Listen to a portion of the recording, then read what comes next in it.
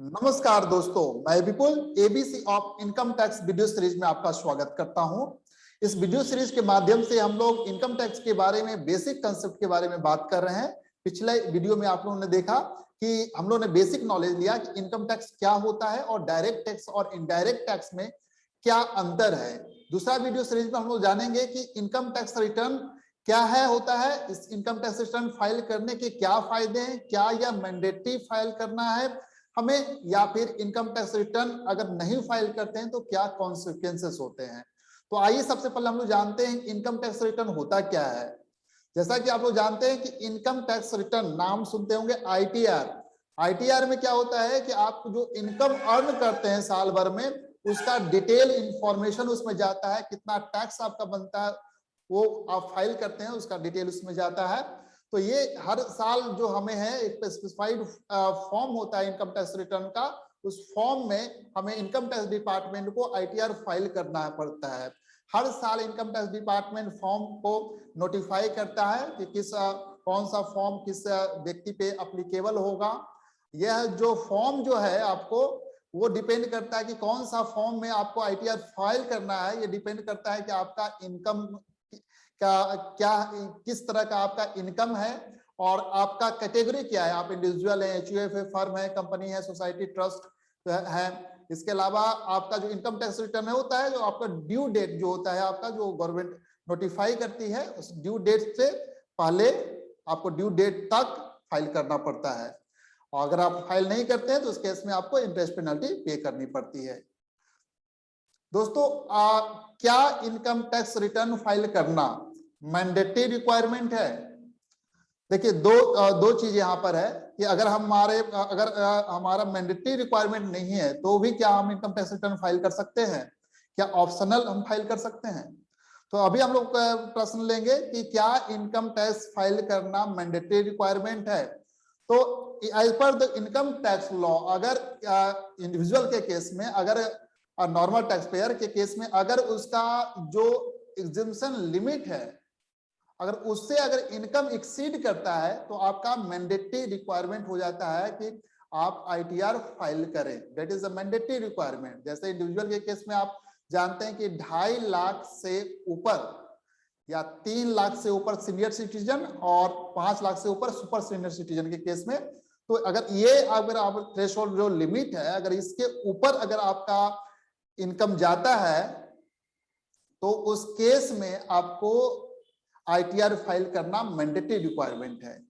दूसरा केस है कि अगर कोई इंडिविजुअल है जिसका कोई भी एसेट इंडिया से बाहर है और उसे इनकम आता है, तो उसको भी आईटीआर फाइल करना मैंडेटरी रिक्वायरमेंट है। इसके अलावा कोई भी व्यक्ति जिसको 1 लाख से ऊपर अगर इलेक्ट्रिसिटी बिल अगर पे करता है वो साल भर में, फाइनेंशियल ईयर में, तो उसको आईटीआर फाइल करना मैंडेटरी है। इसके अलावा अगर बैंक अकाउंट में 1 या more than 1 bank account 1 crore से ज्यादा अगर किसी का डिपॉजिट करता है कोई व्यक्ति फाइनेंशियल ईयर में, तो उसको आईटीआर फाइल करना मैंडेटरी रिक्वायरमेंट है। इसके अलावा अगर कोई भी व्यक्ति अगर फॉरेन ट्रेवल पे 2 लाख से ऊपर रुपया खर्च करता है तो आईटीआर मैंडेटरी फाइल करना जरूरी है।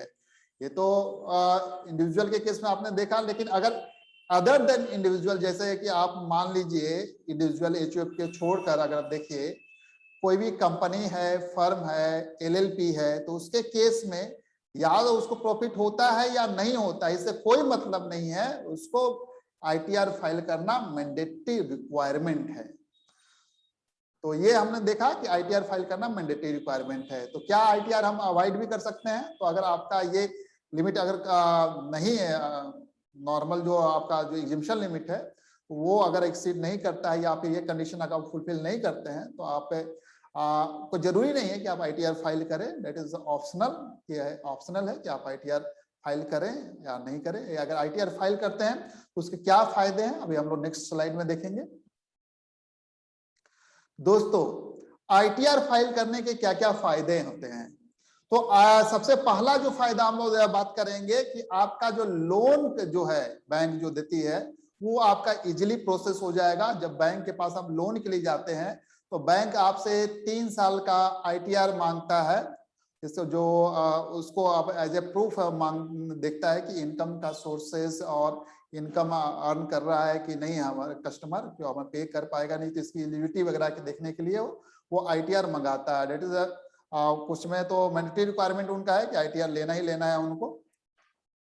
तो अगर आप कार खरीद रहे हैं, हाउस खरीद रहे हैं या पर्सनल लोन ले रहे हैं तो आपको ITR वो मांगते हैं। इसके अलावा आप क्रेडिट कार्ड प्रोसेसिंग करने या इंश्योरेंस पॉलिसी वगैरह लेने समय भी आपका ITR वो लेते हैं। That is the benefit of the filing of the ITR।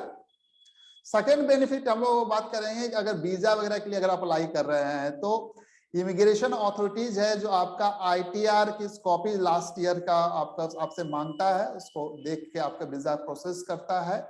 तो देखता है कि आप टैक्स कंप्लाइंट हैं कि नहीं है, कहीं की टैक्स इवेडेंस करके यहाँ से इंडिया से बाहर तो नहीं जा रहे हैं। तो ये चेक करने के लिए वो ITR रिटर्न्स की कॉपी लेता है। कुछ कंट्री में तो बहुत ही स्ट्रिक्ट है इसके प्रति कि पार्टिकुलर जो टैक्स रिटर्न रिकॉर्ड्स वगैरह के लिए बहुत पार्टिकुलर होते हैं।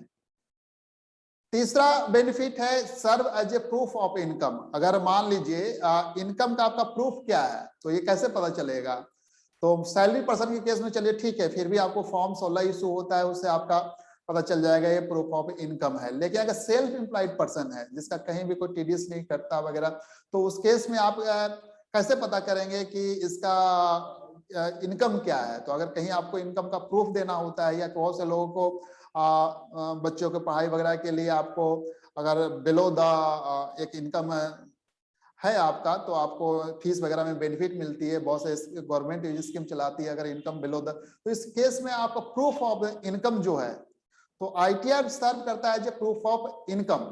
तो सेल्फ एम्प्लॉयड पर्सन के केस में खासकर वो उसमें आप ब्रेक डाउन करते हैं आपका इनकम और एक्सपेंसेस को ड्यूरिंग द फाइनेंशियल ईयर। तो ये आपको एज ए प्रूफ है आपका source of income, income earn, ठीक है, कितना टैक्स पे किया, ठीक है, सोर्सेस वगैरह सबका प्रूफ के लिए हम इनकम टैक्स रिटर्न यूजफुल है।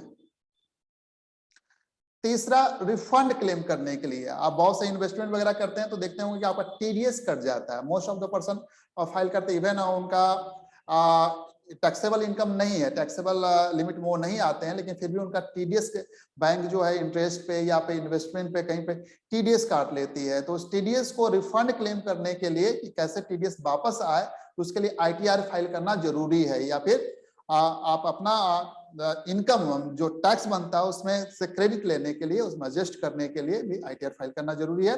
तो यहाँ पर रिफंड क्लेम करने के लिए आपको ITR फाइल करने पर ही रिफंड आपको मिल सकेगा। Carry forward of the losses. मान लीजिए आप कोई बिजनेस करते हैं उसमें नुकसान हो जाता है, कोई कैपिटल एसेट बेचते हैं उसमें नुकसान हो जाता है, आगे आप हो सकता है प्रॉफिट करेंगे, तो अगर नुकसान होता है तो आपको टैक्स देना नहीं पड़ेगा, लेकिन अगर प्रॉफिट होता है तो टैक्स देना पड़ेगा फ्यूचर में। तो अगर फ्यूचर में आपको जो टैक्स देना पड़ेगा, अगर आज लॉस है तो उस लॉस को उस प्रॉफिट आगे आने वाले प्रॉफिट से आप एडजस्ट कर सकते हैं।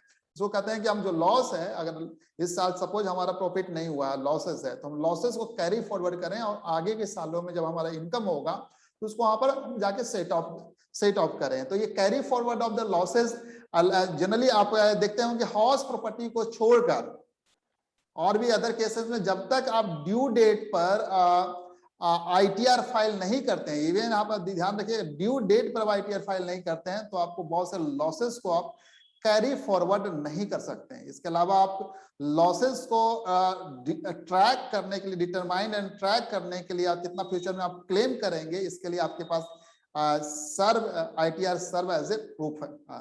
तो carry forward of the losses आप ITR के थ्रू करते हैं।